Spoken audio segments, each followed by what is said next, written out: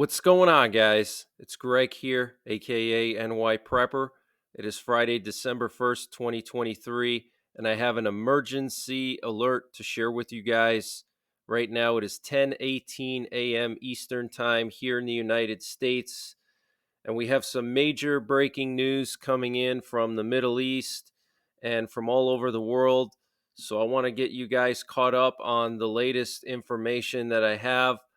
But before I get into all that, I want to give a huge thanks to a subscriber, Robert W. from Bayshore, New York. Thank you so much for that massive donation that you sent me last night. I really appreciate that. So, thank you so much, Robert W. from Bayshore, New York. I hope you have a great Friday. I hope you have a great weekend, and God bless you. Happy holidays. I want to just share some of the latest on the situation with the pneumonia that's breaking out across the world, the childhood pneumonia. So, the Daily Mail, the UK Daily Mail, reported that apparently the US Congress is now insisting on complete transparency from the CDC regarding the situation. And we have the UK Health Security Agency posting what to do in a radiation emergency. This was posted yesterday, and they talk about actions to take. They say the most important thing to do if you are told you are near a radiation emergency is go indoors as soon as you can and stay there. Close the doors and windows and stay as far away from external walls as possible. Staying indoors reduces your exposure to any radiation outside. You will be given advice on what to do next. Turn off all fans and air conditioning and close all external doors, windows, and vents where possible. You will be given advice on what to do next. You may need to stay indoors for 1 to 2 days. Okay, so this is basically instructions on what to do if there's a nuclear attack, okay, with nuclear weapons, okay, not like a radiological situation, but like a nuclear war, as in if Russia launched nuclear missiles at the UK. Okay, they're telling people to go inside, shut your air intakes off, your air conditioning, fans, whatever. Close your doors, stay indoors for 1 or 2 days. Now, this won't necessarily protect you. Okay, going inside of a stick frame house, there's no radiation protection from plywood and sheetrock. Okay, the only way to protect yourself from radiation is to go down underground into a basement. And if you can't go underground, the next best option is a building that's built from concrete or brick and has multiple floors. And what you want to do is you want to get into the middle floors and in the center of the middle floors. And the reason why you want to do that is you want to give yourself equal distance from the ground and from the roof, because that's where fallout would settle after a nuclear war. Okay, the fallout is going to rain down from the sky like sand particles, and they're going to settle on flat surfaces. So the fallout, which is radioactive temporarily, is going to settle on your roof and it's going to settle on the ground.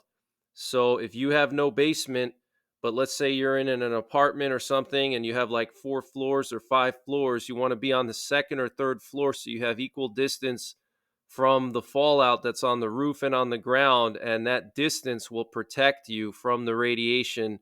And then you want to get into the middle of that middle floor, okay, the center of it, which will protect you from the outside. Okay, so this is very concerning, and the situation with the child pneumonia breaking out across the world now, very concerning. We're hearing in the Netherlands that cases are rising. We're hearing in Southwest Ohio that they have cases rising. DC area hospitals are now being flooded. In China, they're walking around with space suits and Ghostbuster cannons and spraying disinfectant everywhere in schools, in classrooms. So this child pneumonia is spreading, guys. Okay, it's spreading. So make sure you prepare your household, prepare your kids, homeschool them if you can, take them in from school somehow. Do whatever you can, do it. Okay, because this thing is spreading, and your kids could be at risk in the coming days and weeks if this thing continues to spread like this. So this is very concerning for the UK to suddenly post this article on what to do in a radiation emergency, basically telling you what to do if there's a nuclear war, and it was published yesterday. Okay. We also have some major breaking news that apparently Israel launched an airstrike on Yemen.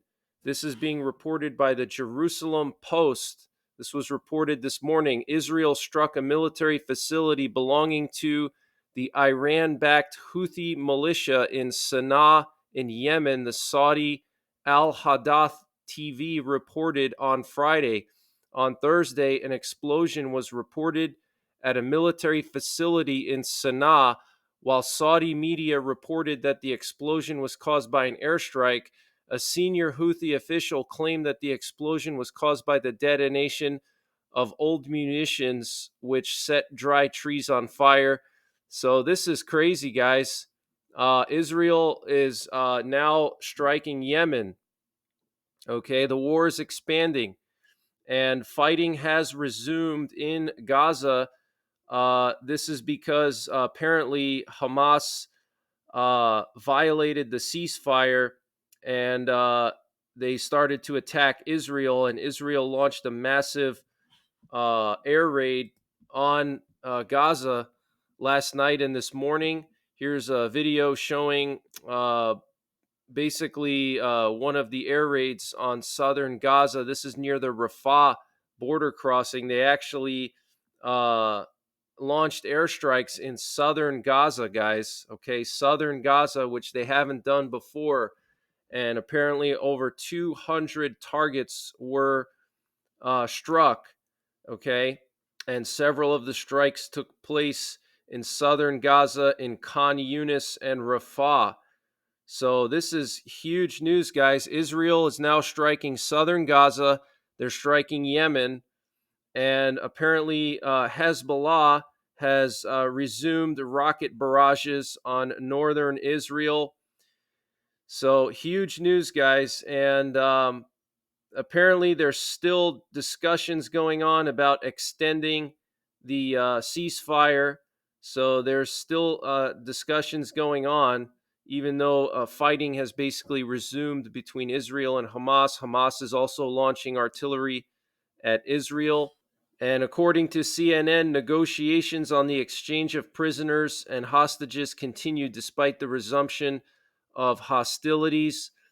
And the IDF says that since 7 a.m., following Hamas's violation of the ceasefire, it has carried out airstrikes against some 200 targets across the Gaza Strip. And the Israeli military published this map showing the Gaza Strip subdivided into various zones. And you'll notice that this is the entire Gaza Strip, not just the northern part, but also the southern part. Okay, Israel wants to go into the southern part. And the defense minister of Israel, Yoav Gallant, said this week that we will fight in the entire strip. And apparently there was some kind of an argument that happened between Antony Blinken, the Secretary of State, and the Prime Minister of Israel, Benjamin Netanyahu, and the defense ministers, that Blinken was basically trying to tell Israel that they can't go into southern Gaza. They're not allowed to do that. And what's funny is Blinken himself is Jewish, and he's anti-Israel. Okay, he's you know, telling Israel not to defend themselves and that they can't go into southern Gaza. Just absolutely insane. But this map apparently is supposed to help the civilians in Gaza. So when Israel's doing operations, they can tell the civilians what zone to go to. But this to me looks like a military map also. This is a military map, guys. They're subdividing the entire Gaza Strip for military purposes, for their forces. So when they're doing operations, they can reference different zones of the Gaza Strip, but they are going to go into southern Gaza, guys. And we know that Hezbollah and Iran and the Iranian militias have all threatened both Israel and the U.S. with various types of attacks if this war continues. Now, we've only seen fighting in the northern part of the Gaza Strip, but the southern part of the Gaza Strip has a lot more civilians, and it could be what causes Hezbollah and Iran and the Iranian militias and Yemen to really step up their attacks on Israel. So we have to be on high alert. And this update was sponsored by My Patriot Supply. Guys, they have brought back their 25% discount on their 3-month emergency food supply. And to get the discount, you have to use the link preparewithnyprepper.com. And the link is in the description below this video. And this 3-month emergency food supply has a 25-year shelf life, and it's all contained within 6 rugged watertight buckets, so it doesn't take up a lot of space. Pretty much anyone can find the space in their home to fit 6 buckets, and it'll cover you for 3 months. And it's a variety of food: lunches, breakfasts, dinners, drinks, snacks, free shipping included, 25% off their normal price. Use the link preparewithnyprepper.com to get the discount. They also have a 2-week emergency food supply, which is excellent for outdoorsmen or people who go vehicle camping. You don't have to worry about rotating anything. You don't have to worry about your preps going bad. Just store this stuff in a temperature stable location, not too cold, not too hot, stable throughout the year, and it will last 25 years. They also have a general store. If you click the My Patriot Supply logo at the top of the page when you get to preparewithnyprepper.com, it'll take you to their general store where they have everything you can imagine, from potassium iodide to water filters, solar generators, solar panels, survival seeds, fire starters, anything you can imagine, it's all there. So use the link preparewithnyprepper.com to get 25% off of the My Patriot Supply 3-month freeze-dried food supply. And the link is in the description below this video. And apparently the Financial Times is reporting that Israel is planning for a campaign against Hamas that will stretch for a year or more, with the most intensive phase of the ground offensive set to continue into early 2024. All right, so the Financial Times reported that. And NBC News reports that U.S. diplomats in the Middle East are sending emails back to Washington saying their most level-headed counterparts in the region are warning them that America's reputation is being seriously damaged by its approach to the war. Okay, and I'm guessing that's because either they're supporting Israel or they're not supporting Israel enough. I'm assuming it's because they're not supporting Israel enough, but who knows? And Israeli Channel 12 reports that U.S. Secretary of State Anthony Blinken suggested to Israeli leaders that they do not have months to win the war. And the Pakistani Navy announced on Friday that it has deployed a warship named the PNS Tugril to the Gulf of Aden to ensure the safety of Pakistani merchant ships after recently Houthis hijacked cargo ships in the strategic sea route. So Pakistan is deploying warships to the Gulf of Aden so their ships don't get hijacked by the Houthis. We have some very concerning information coming from the government of Canada. They posted a Venezuela travel advisory. They posted this yesterday, and it says avoid all travel. And what's most concerning about this is they added this paragraph right here about Guyana. Okay. And it says the security environment is volatile at the border between Venezuela and Guyana due to the ongoing dispute over the Guyana Essequibo region. If you choose to travel near the border with Guyana, exercise caution at all times. Monitor local media to stay informed on the evolving situation, follow instructions from local authorities and security forces. The security situation in Venezuela remains unstable and could deteriorate with very little warning. So this is huge news, guys. Okay, the government of Canada is telling people stay away from the border of Guyana because the situation could deteriorate very soon. Okay, and I reported the last few days that the Brazilian intelligence service says that Venezuela is basically preparing an invasion any day now of Guyana so they can take the western 2/3 of Guyana. Guyana is rich with oil. Recently, just a couple of years ago, a massive oil deposit was found in Guyana. And according to experts, this oil deposit would basically make Guyana a world oil superpower. Okay. And they would start exporting oil and stuff like that. And that would threaten Venezuela's status as an oil superpower because Venezuela is a major exporter of oil. Okay. So that's what this war is about. Venezuela wants Guyana's oil. Okay. Venezuela is a communist country. It's a very dangerous place. There's nothing good about it. So we have to pray for the people of Guyana. We have wars breaking out all over the world now, guys. Things are escalating everywhere. Okay, Russia, Ukraine, Israel, Hamas, Venezuela, Guyana, North Korea, South Korea, China, Taiwan, Finland, Russia. You know, all these places, things are just continuing to spiral out of control around the world. And then we have the domestic terrorism threats, okay, that we have to deal with now, which I'm very concerned about going into the holidays. And the mainstream media is now picking up on the situation between Venezuela and Guyana. And I don't know if some of these journalists watch my channel here, but they're basically saying the same thing that I said. We have Newsweek posting an article, and the headline says major new conflict may be brewing on America's doorstep.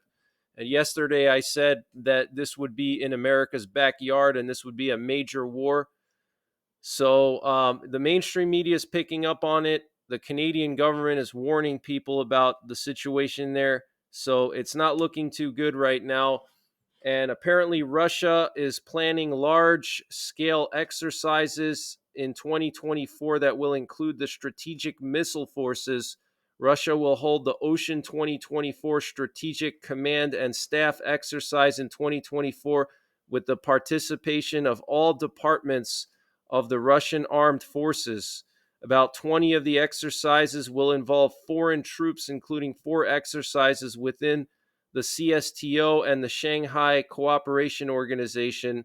The last exercise will be the Ocean 2024 Strategic Command and Staff exercise involving all branches of the armed forces. The implementation of the combat training plan will ensure the completion of the task of protecting national interests and timely response to changes in the military and political situation, Russian Defense Minister Sergei Shoigu announced. Okay, so this is very concerning. Russia doing massive exercises next year involving all of their military, including their missile forces, practicing the timely response to changes in the political situation and protecting national interests. Last night, we had a presidential doomsday plane with a strange flight path. It took off from Strategic Command in Offutt Air Base, and it flew all the way down towards southwestern Indiana, and then it just turned around and came back. Very bizarre. And we had some reconnaissance activity in the Persian Gulf last night. Here we have a U.S. RC-135 rivet joint reconnaissance plane that was flying in the Persian Gulf, and also a P-8 Poseidon sub-hunter. Now, the U.S. does have a carrier strike group here, okay, in the Persian Gulf. So it makes sense that they would be having a sub-hunter in the region and also an RC-135, but this is right off the coast of Iran, okay? These aerial refuelers continue to fly in northern Iraq near Erbil. This is where the U.S. has a lot of bases and where a lot of those bases got attacked. So they're maintaining constant surveillance, I'm sure, over northern Iraq. And here we have a flight path of a U.S. RC-135 Rivet Joint Reconnaissance plane that took a very interesting flight over northern Poland along the Baltic Sea coast. And then it flew along Kaliningrad, and then it went into Lithuania and Estonia. But what's interesting is it was hugging the coastline the entire time.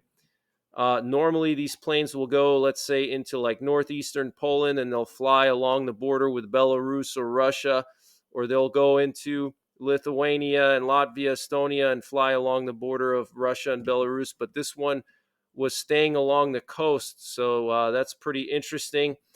And apparently, the Taiwanese army is preparing for a potential Chinese amphibious invasion with massive drills off its coastline today, known as the Red Beaches exercise.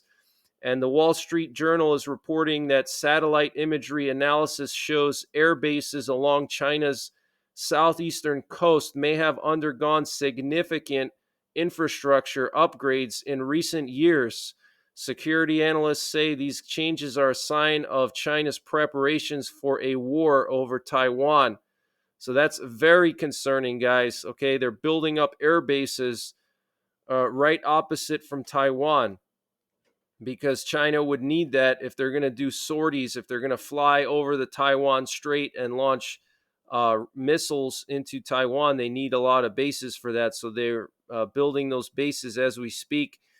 And the president of Ukraine, Volodymyr Zelensky, said that the liberation of the territories of the Donetsk and Luhansk regions in eastern Ukraine, occupied for almost 10 years, will be difficult due to the mentality of the inhabitants of this region and the fighting taking place there. The liberation of Crimea will be easier.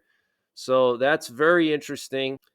And according to the Ukrainian Ministry of Infrastructure, there's been a partial unblocking of the border between Ukraine and Poland. So maybe they struck a deal with the Polish truckers who have been complaining that they've been outcompeted by Ukrainian truckers. And in Argentina, they rejected an invitation to join the BRICS group. And we know that Argentina has that new right wing president. So, some good news there. And we also have this strong geomagnetic storm affecting Earth right now. And you can see that the KP index is very high for midday today and into the afternoon. So we could see some auroras this evening. So you need to look to the north, and you need to make sure you have a clear sky, no clouds, no light pollution, and look to the north. Get up on a high spot, okay, so you're not blocked by hills, and you might be able to see an aurora if you live even in mid latitudes. So this is a G3 geomagnetic storm, a strong geomagnetic storm, and it was caused by 4 coronal mass ejections, which is pretty rare. So that's the latest information that I have, guys. I will be back this afternoon with another update. Just make sure you guys are continuing to prepare as best as you can. And I hope you guys have a great afternoon. I'll talk to you later. Take care. God bless. And don't forget the 3 Ps: prepare, practice, and persevere.